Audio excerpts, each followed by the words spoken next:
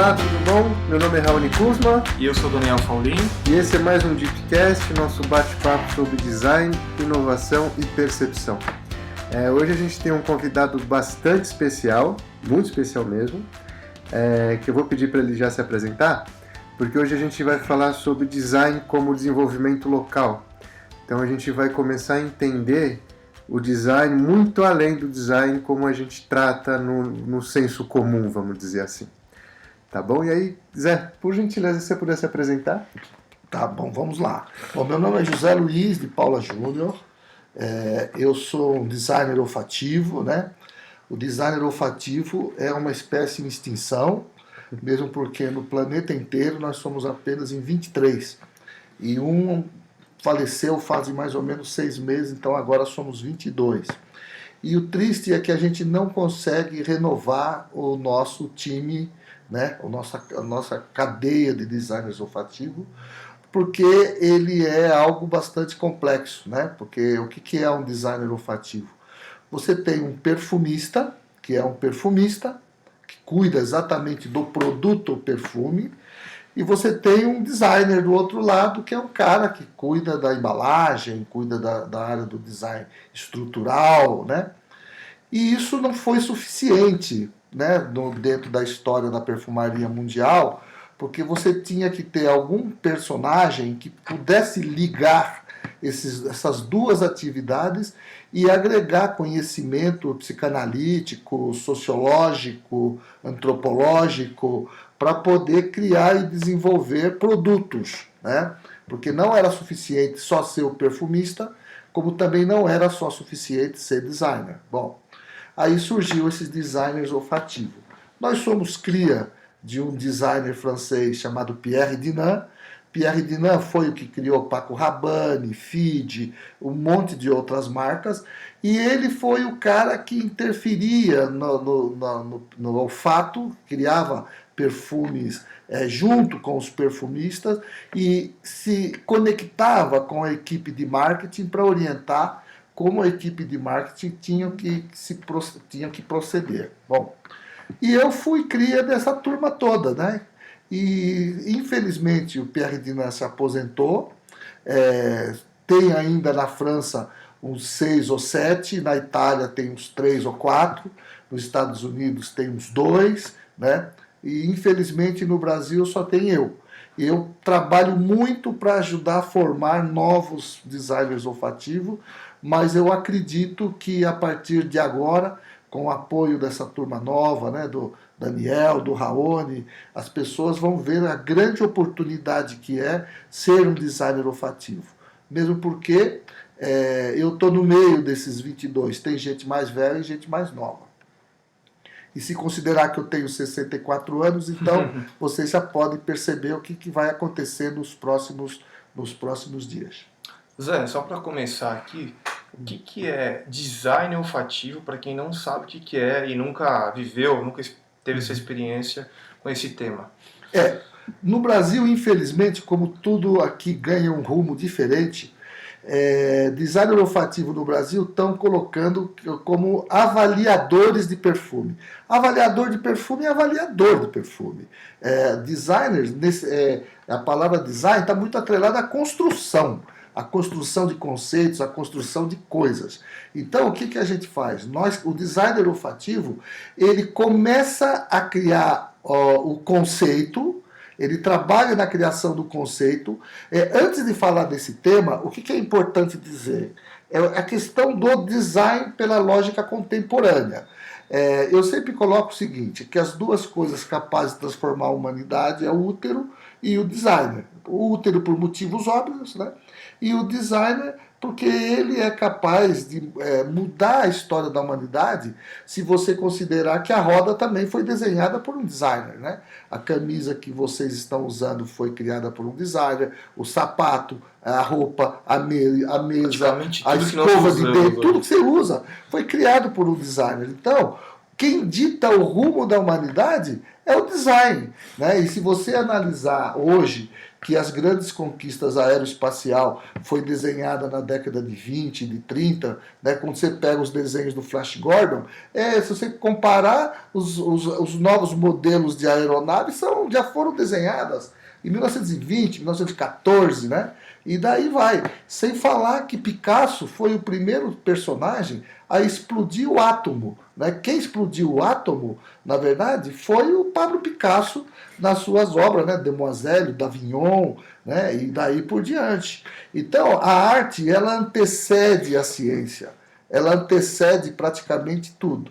E o design, por mais que se queira dizer que ele não é uma modalidade artística, ele pode até ser dentro da concepção convencional. Mas se você analisar que toda a forma sobre a face da Terra é uma manifestação artística, ele é um artista, tá certo? Na verdade, eu acho que o design ele anda lado a lado como função e emoção. Sem dúvida. Então ele tem que servir para alguma coisa, tem que solucionar um problema de fato, né? Exato. E tem que encantar, tá certo? Claro, claro. Acho que essa é a base do design, na minha concepção. Porque muitas vezes a gente vê que as empresas olham o design apenas como estético. Como estético, não é isso. O design é uma construção de conceito, né? Exatamente. De ideias para que solucione algo ou crie algo que nunca... a inovação anda em paralelo. Exatamente. Então, o que ocorre?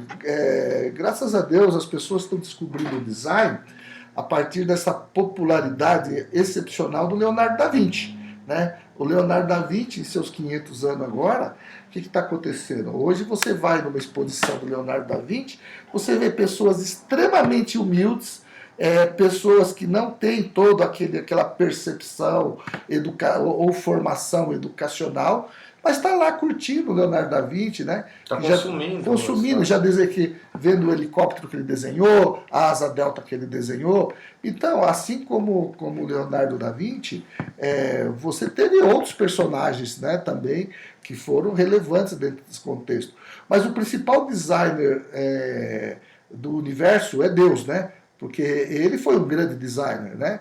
Ele foi um personagem que criou toda uma geometria que ainda nós estamos tentando desvendar, que é a geometria fractal, né? A geometria fractal é a questão do nano, do ultranano, que existe o universo paralelo nano, e o macro-universo, que nós estamos entrando agora no contexto do multiverso. Então, o que você percebe? Você percebe que o papel do designer é um papel de autonomia absoluta e total. Infelizmente, no mundo inteiro, o design e os designers foram capturados pela publicidade e foram capturados pelo marketing e se transformaram em pessoas subalternas que resumem a atividade do design a projetar a cadeira, a mesa e sofá. É isso, na maioria da cabeça das pessoas, é isso. Designer é quem faz um sofá bonito, quem faz uma mesa bacana, uma luminária legal, uma luminária bacana.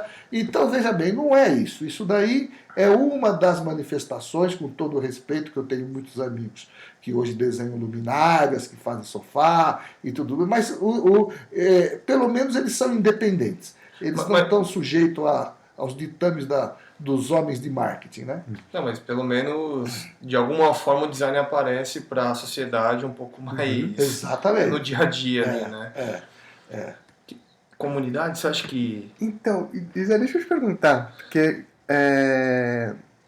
eu acho que até torna o que você falou concreto dentro dos projetos que você vem trabalhando, que eu acho bastante inspirador e que me levou a trabalhar também nesse universo da bioeconomia.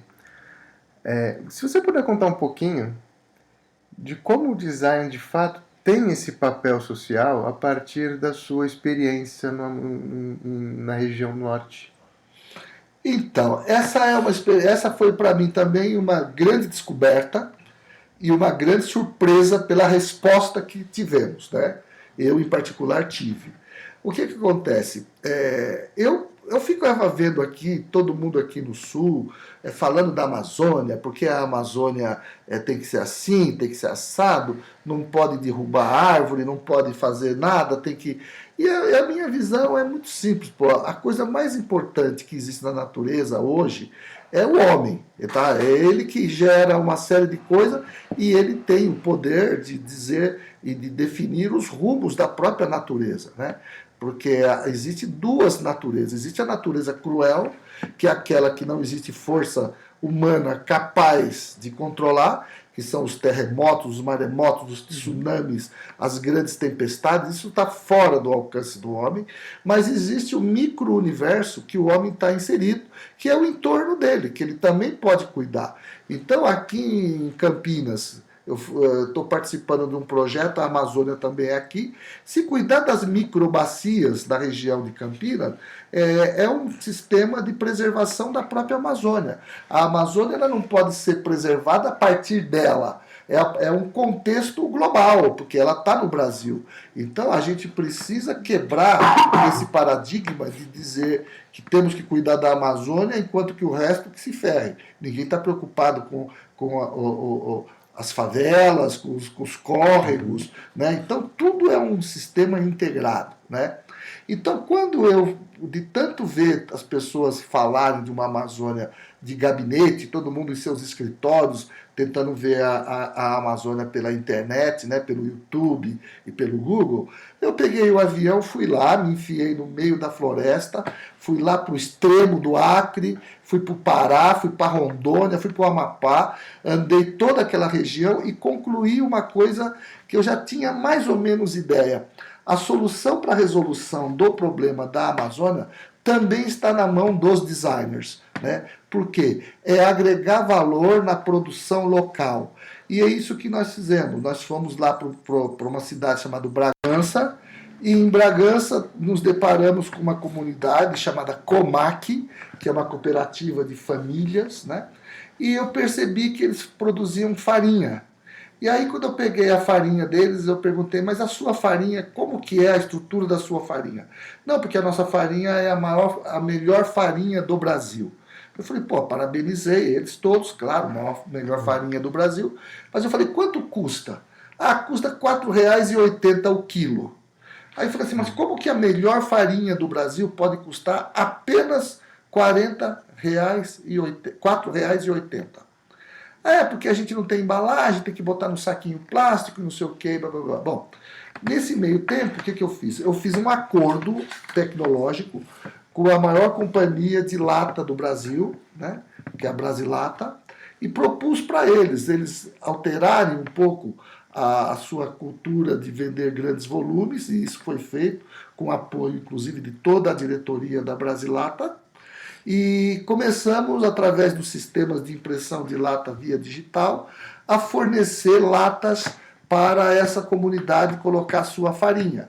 Então criamos uma marca para a comunidade chamada Caeté, porque lá é onde vivia Caetés, onde viviam os índios Caetés, né, viviam nesta região, e fizemos esta marca Caetés de farinha. Essa farinha hoje é vendida a R$ 48, chegando até em alguns lugares R$ 53 para o consumidor, deixando uma margem para a comunidade mais ou menos de R$ 25, R$ 26 por quilo. Isso mudou a história da comunidade. A comunidade hoje vive muito melhor do que viviam e já consegue entender a importância da marca. E eles sabem que eles têm na mão um patrimônio que é a farinha de Bragança, que realmente é uma farinha de alta qualidade, e uma marca, não é mais aquela farinha que é de Bragança, mas de Bragança pode ser qualquer coisa. Agora eles têm uma marca chamada Caeté. Hoje eles dão valor para essa marca tem segurança jurídica, está registrada no INPI, está tudo certinho. Bom, quando isso aconteceu, eles me convidaram para uma festa, chamada Festa do Glorioso São Benedito, que é o patrono da cidade, o padroeiro da cidade. E quando eu chego lá, encontro 450 mil pessoas nesta festa, né, do Glorioso, né, o São Benedito. E aí eu falei, vamos criar também um perfume inspirado no Glorioso São Benedito. eu criei 3 perfumes, né? 3 perfumes, um intitulado Alegria, o segundo Paz e o terceiro Graça, né? E o resultado foi que começamos com uma produção de 20 mil unidades. Essa produção de 20 mil unidades, esse perfume é vendido a R$ 70, tá certo? Ou seja, eu estou falando de uma cooperativa que tinha um faturamento baixo, de repente está entrando na conta deles R$ 1.400.000. Então, qual que é o desafio deles agora? O desafio deles não é mais captar recurso, porque eles vão captar esses recursos ao longo do ano, ao longo do tempo, né? O faturamento deles vai crescer muito. Agora, o desafio é como administrar o dinheiro. Porque o grande problema das cooperativas é que quando uma cooperativa começa a se empoderar, a ter recurso, começa a surgir também o desafio de controlar as ideologias políticas. Quem não tinha interesse já passa a ter interesse, até porque tem dinheiro. Onde tem dinheiro tem interesse. Então, o que eu fiz? Eu fiz um acordo com o Sebrae, lá do Pará, e eles hoje estão tendo cursos de como administrar recursos, né, como trabalhar com reinvestimento e diversificar, a ponto deles, foi uma iniciativa deles, eles querem criar uma loja, conceito, só de produtos de Bragança. Isso já mostra o grau que eles estão tendo de interesse. Zé, fantástica essa história aí. Eu acho que nós, como designers, temos esse papel mesmo. Mas, no seu ponto de vista, só foi possível acontecer tudo isso, esses cases maravilhosos aí, porque você estava imerso lá e você viu uma oportunidade. É um olhar externo, é um olhar visionário. Qual que é a grande sacada para que esse desenvolvimento ocorra de uma forma criativa? Porque era uma farinha boa, por exemplo, né? Então acho que você aproveitou dessa qualidade aí que eles já tinham, né? De toda essa cooperativa, todo esse desenvolvimento que já tinha, você potencializou isso de uma certa forma, levando valor, marca, um storytelling, Sim. construindo tudo isso de uma forma criativa também, né?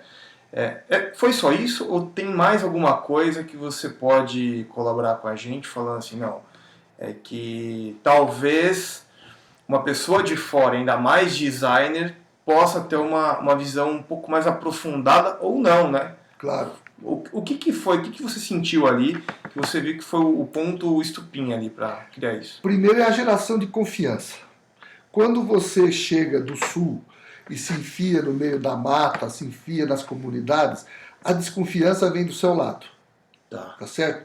Porque não podemos esquecer dos processos colonizadores que tivemos no Brasil, né?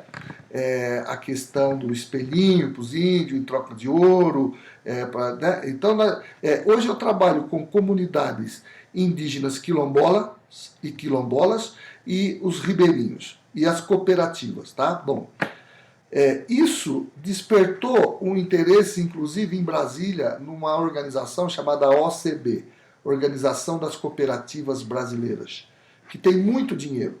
E eles também perceberam e concluíram que este é um grande caminho para as cooperativas. Então, o que eu estou mandando uma mensagem para os designers todos? Porque o que acontece? O designer no Brasil, ele é um cara, hoje, ele vive com muita dificuldade financeira. Porque ninguém paga o trabalho de um designer. Agora, o que o designer fez? Por isso que ele virou subalterno. Ele foi lá para uma empresa, foi ser entrevistado como fosse... Não estou querendo colocar o designer no patamar acima da média dos outros ofícios. Mas o designer, ele é um cara diferente. Ele não pode ser tratado como um personagem que não tem esse poder de transformação. Só que as empresas, normalmente, entendem o design como o designer e o design como custo, e não como solução. Então, o que acontece? Qual é a minha proposta? A minha proposta é que os designers, eles rompam com a estrutura formal de emprego. de trabalho e emprego. O designer não nasceu para ser subalterno. Ele tem que ter a cabeça livre, voltada para o horizonte e para o universo. É ali que é a fonte de inspiração dele, é a própria natureza. Então, quando você pega um Krasberg, né, que pegava todos o resultado das queimadas e construiu obras que hoje valem milhões, ele é um pintor, que ele não é, ou ele é um designer? Ele é um designer. Ele pegou, fez da desgraça algo bonito. Né? Então, hoje, o que acontece? Voltando na questão da confiança, o designer ele não tem que receber pelo projeto que ele faz. Ele tem que participar do resultado financeiro daquilo que ele criou. Porque a criatividade é eterna. Ele criou aquilo para o resto da vida daquela comunidade. Então, é justo que ele ganhe para o resto da vida dele, não importa quanto, mas ele tem que participar dos resultados financeiros. Esta é a rota, esse é o caminho da liberdade do designer. Ele não pode ter, não, vou ter uma folhinha, vou bater meu cartãozinho para no final do mês ganhar seus 4, 5 contos, que é hoje o salário do designer. Eu não conheço no mercado nenhuma empresa que paga mais do que 5 pau para um designer. E ele está abaixo do marketing, ele está abaixo da comunicação, ele está abaixo. Só que a solução do problema da empresa passa por ele. Agora, quem é o grande culpado desse processo todo? São as escolas. As escolas de design no mundo, com raríssima exceção, formam um subalterno, formam um empregado. Eles não entram no processo. As próprias escolas de design, principalmente no Brasil, elas nem sabem o que é o design. Por isso que vira, acho que apenas comercial essa Exatamente. relação design e mercado. Eu não conheço uma escola que preste hoje de design no Brasil. É difícil dizer, mas é um fato. Sim, estudamos em boas escolas. E uma coisa que eu acho legal, até para avisar para o ouvinte, o Zé é meu pai, eu tenho muita dificuldade de chamar o Zé de Zé, teu pai. Uma coisa que é legal e que a gente viu muito mesmo lá na região do norte, e eu cito até um exemplo que é onde eu acho que muito se inspirou tudo isso que a gente fala a nível de transformar uma cultura em produto e esse produto ser a fonte de autonomia criativa e autonomia financeira da tal comunidade. Que a gente estava no Acre e a gente conheceu o seu Manuel, da Copifruit, lá de Cruzeiro do Sul, e ele vende um óleo de açaí puríssimo, né, segundo até o INPA, que é o Instituto de Pesquisas Amazônicas, 300% mais antioxidante do que o açaí do Pará, que é o que geralmente a gente consome, e ele vendia esse óleo numa garrafinha de 500 ml na Bonafonte por R$50. E eu lembro que você me olhou, a gente se olhou e você falou, olha, a gente pega esses 500 ml, fraciona em frasquinho de 20 ou 30, vende por R$200, seu Manuel ficou com 50, a gente ganhou 10 conto. Ou seja, o seu Manuel deixou a gente rico e ele continuou pobre. E aí, dentro desse processo onde o design ele tem esse papel transformador, ele também tem um papel educador. Sim, até para que exista a consciência do valor de cada contexto. Como é que você trabalhou para fazer com que a comunidade percebesse o valor que ela tem, para que esse valor pudesse ser traduzido em percepção ali para um possível cliente ou até em de fato monetização uma monetização digna de fato para aquela comunidade, até para a gente sair um pouco desse discurso que é tão comum de sustentabilidade, que todo mundo acha que é sustentável, mas não vê a ponta nem a cadeia de valor como algo coerente. É uma pergunta bacana, porque na verdade isso reforça a questão da confiança. Uhum. A partir do momento que eu estou levando prosperidade para o lugar e não estou tirando dinheiro deles, tá certo? Eu ganho hoje lá em Bragança, na comunidade lá, eu ganho um valor em real por lata vendida ou por perfume vendido. Aí os caras falam assim, pô, mas é só isso que você quer? É só isso que eu quero. Pô, você vai vender seu perfume por quanto? Ah, eu vou vender meu perfume por R$ 60. Tá bom, vende por 63, me dá 3 e fica com 60. O cara dá risada sozinho. Só que eu tô ganhando R$ 3 em cima de 30 mil, 40 mil, 50 mil. E eu tô feliz, eu tô ganhando meu dinheiro. Agora, o que que eu tenho? Eu tenho o talento de criar coisas que eles não têm. Então, o designer hoje, se ele quiser sobreviver no futuro, ele tem que restabelecer uma linha de confiança entre o cliente e ele. Porque isso não precisa ser feito só na comunidade. Isso pode ser feito com uma indústria, com uma empresa. Eu chego numa empresa e falo, amigo, eu tenho a solução para o seu problema. Você quer pagar ou você quer que eu participe do resultado daquilo que eu estou criando? É óbvio que o cara vai falar, amigo, se você acredita no seu taco, você faz, eu te pago X. Por produto vendido, sempre por produto vendido.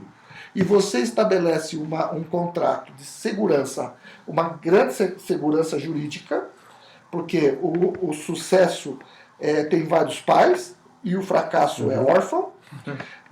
Você tem que ter muita segurança jurídica, faça um contrato muito seguro e você vai ver que isso vai ser melhor para você do que você ficar cobrando lá uma merrequinha do cara, que depois a coisa ganha um valor enorme e você não ganha nada. Então, por exemplo, vou te dar um exemplo concreto.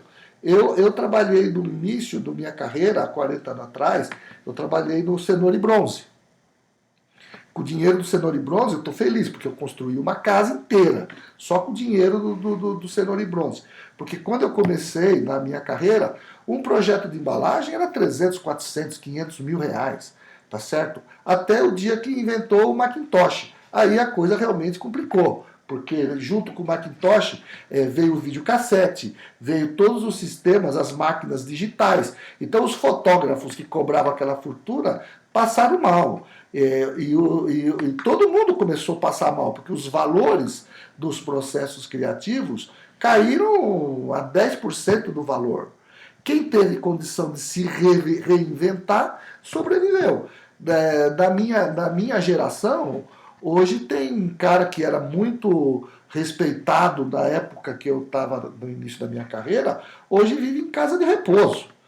Hoje eles vivem em casa de repouso, porque na verdade ganharam muita grana, mas não tinham uma projeção de futuro.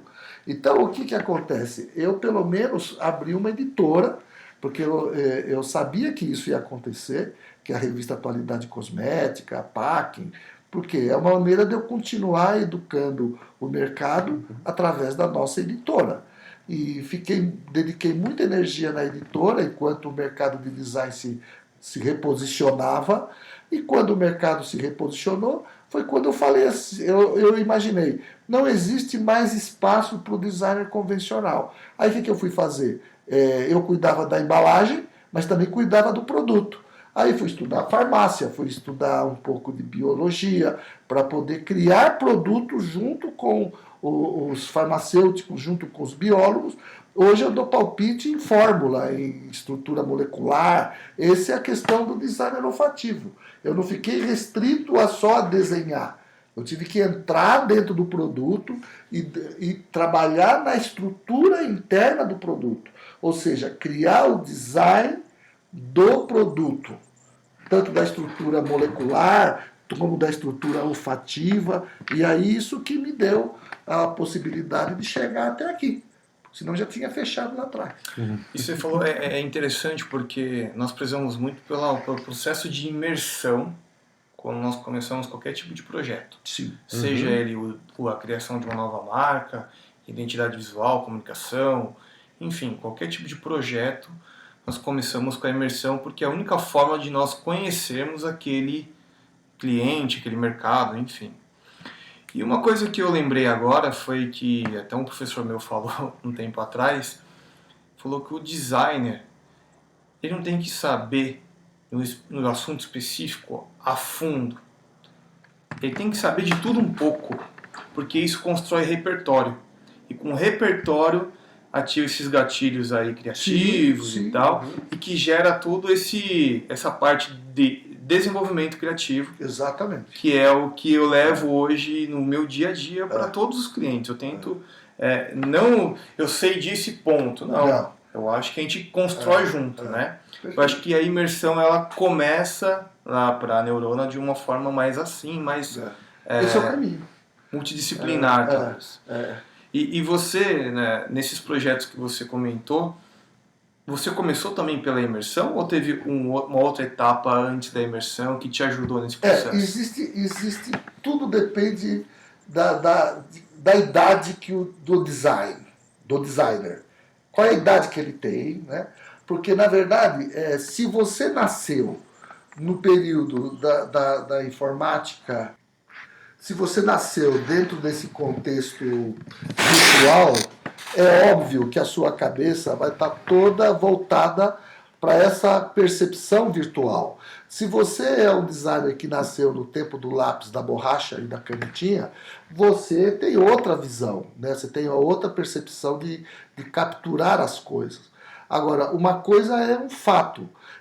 A principal coisa para você definir as ações está na observação, né? Você tem que observar tudo com um olhar, não um olhar crítico, mas um olhar integrativo. Você, dentro daquela comunidade, tentar vivenciar o dia a dia deles e tentar desenvolver coisas que melhorem a qualidade de vida deles, tá certo? Porque em nenhum lugar do mundo existe gente pobre porque quer ser pobre. Não existe gente feia porque quer ser feia. Não existe cara obeso porque quer ser obeso. Eu não conheço ninguém que adoraria ser obeso ou adoraria ser feio. O problema todo é que nós designers, a gente trabalha pela ótica do belo, desenvolvendo o belo. Às vezes aquele belo não é o que faz daquele, é o principal problema que aquela comunidade tem. Então nós não temos só que pensar no belo, a gente tem que pensar na solução de como resolver o problema daquele grupo e daquela comunidade. Então, quando eu pego, por exemplo, já desenvolvi produtos para negros, exclusivamente para negros. Por quê? Porque eu vi o problema que a minha tia tinha com os cabelos dela. O que as mulheres negras do passado faziam? Passava banha de porco no cabelo, passava óleo de cozinha na perna para não rasgar a meia fina, né? Passava pente quente para alisar o cabelo. Então eu fui um dos precursores da beleza negra no Brasil no tempo da SPM, da Escola Superior de Propaganda e Marketing, que eu dei aula lá por algum tempo. Então ali que eu comecei a entender como nós poderíamos resolver o problema da comunidade negra. Hoje, não existe nenhuma mulher negra com grandes problemas, porque a mulher negra hoje quer cachear o cabelo, e hoje nós temos produtos de qualidade para isso. Antes nós não tínhamos. Então eu comecei por onde? Eu comecei pela química. Eu comecei tentando entender que matéria-prima poderia desenvolver alisantes eficientes, ok? Bom, a mesma coisa aconteceu com os idosos. Quando eu completei 60 anos, eu comecei a tentar entender o que um homem de 60, uma mulher de 60 anos precisa. E aí eu percebi o quê? Percebi que o envelhecimento começa pelos pés. O envelhecimento não começa no rosto de ninguém, começa nos pés. Então eu criei produto para os pés. Qual é o problema de uma pessoa com mais de 60 anos? Começa com rachadura de calcanhar, ressecamento dos pés, e aí depois começa a ter problema de micose de unha. Então o que nós criamos? Criamos produtos para melhorar a qualidade dos pés das pessoas com mais de 60 anos. E vai subindo. Qual é o outro problema? Panturrilha. A panturrilha dos velhinhos dói demais. As mulheres que andaram com salto a vida toda e depois passaram a usar salto baixo porque começou a correr risco, e os homens que começam a diminuir a passada e começam a dar passinho curto porque a panturrilha dói. Então agora nós estamos trabalhando em produtos para melhorar a qualidade da panturrilha. Aí depois você sobe para as articulações, aí você vai subindo, e você consegue melhorar a qualidade de vida dos 60 a mais. Essa é a percepção que o designer precisa ter, porque ele tem que estar atento a esses detalhes da vida cotidiana das pessoas. Mas começa na observação. A observação. Porque eu me observei. Entendeu? Eu me observei. A auto-observação começa, tipo assim, no meu caso, no caso de quem é jovem, é perguntar pro pai, pra mãe, o que ela sente, como é que faz, isso aí por diante. E uma coisa legal, até pegando esse gancho dessa relação da observação e da percepção, que imagino que um desafio muito grande que exista dentro aí do processo é se transformar a cultura local, né, em experiência de consumo para um consumidor que não faz parte daquele contexto. E aí a gente entra num processo de fato, tentar trabalhar essa percepção e transformar aquilo que ele percebe em valor percebido. Né, que é o grande desafio, acho que, do designer. Né? Como é que a gente vai traduzir um problema numa percepção positiva dentro de um contexto urbano que é tão complexo e é tão difícil reter uma atenção ou gerar algum tipo de gatilho de emoção para um cara aí dentro de uma economia de atenção que a gente está. Como é que você trabalha nesse processo de traduzir essa cultura que a princípio é tão distante, é tão desconhecida, que a gente dá tão pouco valor, em algo que se torna uma percepção muito positiva e um desejo de consumo, uma experiência de consumo bacana para um ambiente urbano, por exemplo? Então, aí já é uma experiência que eu tive com os índios do Acre. Os índios do Acre, eles se diferem do resto do Brasil, são índios que hoje são globais, sejam os Axanincas, sejam os Puianauas, sejam os Iauanauás. São índios conectados com o planeta, né? E eles viraram praticamente objeto de desejo no mundo, mas não necessariamente no Brasil. Uhum. Eu uso um exemplo muito idiota, mas muito simples, que remonta os anos 50, que eu coloquei que a Inglaterra, que sempre foi um país exageradamente formal, o sonho de qualquer britânico é ter o título de Sir, né, de ser um Lord, né, e eles renegam qualquer pessoa que sai fora desse eixo. Nos anos 50 começaram a aparecer lá os cabeludos, já te dei esse exemplo, os cabeludos, fedidos, barbudos, tudo que eles odiavam. E aí o que eles fizeram? Vamos mandar esses caras embora, tudo para os Estados Unidos. E aí o que aconteceu? Esses caras foram embora, porque não suportaram essa pressão dessa cultura formalista, né? Aí o que acontece? Isso nos anos 50. Aí depois esses caras saíram e esses barbudos, esses cabeludos, nada mais eram, um chamava The Beatles, outros Rolling Stones, outros The Who, e daí por diante. E aí o que o inglês falou? Opa, peraí, o mundo ama esses caras, vamos trazer eles de volta. E eles vão fazer parte do PIB. Hoje a música, o rock na Inglaterra faz parte do PIB. Aí quem que foi ganhar título de Sir? Esses caras. Então é Sir Paul McCartney, Sir Mick Jagger, Sir Bob Dylan. Até para os americanos eles começaram a dar título de Sir, né? Por quê? Porque descobriram que o cara gera dinheiro, que o cara gera receita. Então, o mundo inteiro ama os índios brasileiros. O mundo inteiro. Só nós que não amamos.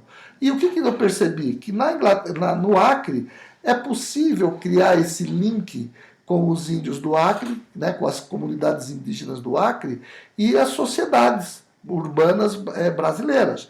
Então, hoje você pega, por exemplo, os Axanincas, uma liderança Axaninca foi convidada até para fazer novela. Né? O bem que foi convidado para fazer novela, o outro. Então, eles começam a despertar esse imaginário, sabe, alguma coisa que está muito na esfera do imaginário, aquelas histórias, o storytelling que eles têm. E as novas gerações, tanto que quando eu visito as tribos, só tem gente jovem lá, vestindo como eles, usando os braceletes deles, até se relacionando com eles. Né? Muitas pessoas vão para lá e não voltam mais. Fica lá na tribo, porque descobre que ali é um ambiente interessante. E um detalhe, eles vivem com pouco, com uma excepcional qualidade de vida, pela lógica deles, tem uma medicina fantástica, a medicina indígena é magnífica, tanto que uma liderança Iauanauá falou, nós somos picados por cobra todos os dias, por escorpião, por aranha, mas nunca um índio morreu por picada de cobra, tá certo? Porque a gente sabe como curar. E aqui a gente morre de um mosquitinho, vem aqui, pica a gente e mata nós. Então, o que acontece? A medicina indígena, ela é uma medicina que está aí para ser descoberta, tá certo? Que nós relutamos em não usufruir por puro preconceito. Puro preconceito. Eles estão anos-luz na nossa frente em termos de medicina, em termos de saúde, em termos de qualidade de vida, tá certo? Até indo para os fechamentos, eu queria ver primeiro duas coisas. Primeiro, eu queria pedir para você se você pudesse dar algum conselho para os designers que acharam muito legal o que você falou e querem entrar nesse mundo de entender contextos e transformar contextos a partir do design. E a outra ponta, que eu queria muito que você falasse também, eu acredito que isso entra nesse universo do conselho, que habilidades você acha que um designer ele precisa ter para tirar esse desejo e transformar um contexto do papel? Bom, primeiro é o seguinte, um designer de verdade, deixo claro, um designer de verdade, ele jamais é subalterno, jamais. Esqueçam esse contexto de ser subalterno à publicidade, de ser subalterno ao marketing. Jamais seja subalterno. Porque se você for, você infelizmente não merece o título de designer. Tá? Designer significa ter liberdade acima de tudo. Para criar as coisas pela tua visão, você vai pagar pelos erros que você cometer, mas também vai ser laureado pelos acertos que você cometer. Então, corra risco. Não tenha medo de correr risco, tá certo? Bom, eu sempre coloco assim, nem todo esforço é sinônimo de sucesso, tá certo? Mas é a melhor maneira de diminuir os riscos do fracasso. Então, não tenha medo de se expor. Esse é a primeira resposta que eu coloco para você. A segunda é o seguinte, do ponto de vista do inconsciente individual, o designer ele tem que aperfeiçoar esse inconsciente individual e ter noção da pequenitude que ele é do ponto de vista de ser. Né? Somos todos pequeninos demais, somos insignificantes dentro do contexto do universo. Então não abram mão da arrogância, abram mão da arrogância. Ninguém quer estar do lado de quem é arrogante. Infelizmente, uma das coisas que o designer ele adotou do marketing e da publicidade é a arrogância. Muitos designers que poderiam ser relevantes deixam de ser pela arrogância. Então, na arrogância, você não vai conseguir perceber o mundo, porque o mundo ele não é arrogante. O mundo é formado por bilhões e bilhões e bilhões de pessoas que precisam de nós e são humildes. Se você for arrogante, você vai quebrar o elo da confiança, porque você deixou de ser uma das pessoas que você precisa ajudar. Então, é mais ou menos isso que eu coloco como preceito para você ter êxito. E um detalhe, não acredite que o dinheiro que você consegue trabalhando em indústrias, trabalhando com clientes efêmeros, é perene. O designer precisa de receita perene. Todo mês tem que pingar o dinheirinho na conta dele. Por quê? E como é que você consegue isso? Através de royalties, aprendam a cobrar royalties, aprendam a participar dos processos de resultados e um detalhe, não abra mão de treinar pessoas para vender aquilo, para você ensinar e vender aquilo que você criou. Todo orçamento que eu faço, tudo que eu faço, a primeira coisa que eu coloco para a pessoa, fala assim, a primeira pergunta, quando chega um cliente daqui no meu escritório, eu falo, quanto te basta? Porque tem cliente que acha que o céu é o limite. E na verdade não é o limite. Ele tem que definir quanto que vai deixar ele feliz. Qual é o volume de grana que vai deixar ele feliz. E trabalhar em cima desse universo com o aditivo da felicidade. Então, O nosso trabalho é isso, ser sincero, chegar para o cara e falar, amigo, você quer faturar 10 milhões? Você não vai conseguir. Não vai existir mais uma empresa igual o Boticário, não vai existir nenhuma outra empresa como a Natura. É quase impossível isso acontecer. É quase impossível. Não que seja impossível, é quase. Quando o Schumacher ganhou 7 títulos, todo mundo imaginou, jamais vai ter alguém que vai ganhar 7 vezes. Tem um cara que já ganhou 6, tem a metade da idade do Schumacher, a probabilidade desse cara ganhar 8 vezes é enorme, entendeu? Então, o que acontece? A gente tem que deixar muito claro o limite das coisas, para que essas pessoas não se frustrem.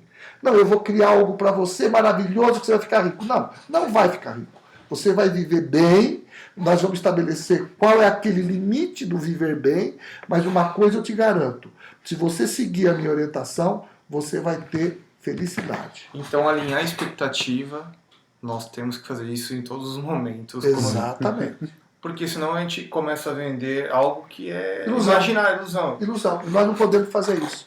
Porque, acima de tudo, um designer, ele jamais é irresponsável. Jamais é irresponsável. Tá certo? Ele cria coisas que viram objeto de desejo. E uma coisa que é importante deixar claro, da mesma forma que eu falo que as duas coisas que transformam a humanidade é o útero e o designer, da mesma forma que o Hitler saiu de um útero, tá? O Kalashnikov era designer e criou um baita de um produto, tá certo? Que virou objeto de desejo. De todo mundo ter uma Kalashnikov. Tá certo? Então, eu sempre digo, eu queria encerrar com uma frase assim, Deus odeia a violência, mas ele sempre ajuda quem tem boa pontaria. Maravilha. É isso aí. Maravilha. Mais alguma? Não, por que... Alguma pergunta? Não. Maravilha. Primeiro, muito obrigado, Monte. Foi uma aula única. Realmente Acho que pra foi todo muito mundo. bom. Foi muito bacana. Queria agradecer mais uma vez, pai, Daniel, Obrigado pela participação. mais uma vez. E já deixamos aí o convite para vocês ouvirem o nosso próximo episódio, que vai ser sobre a ideia ao valor percebido. Tá bom? Obrigado, gente, e até já. Obrigado, Zé. Até a próxima. Estou à disposição. Tchau, tchau.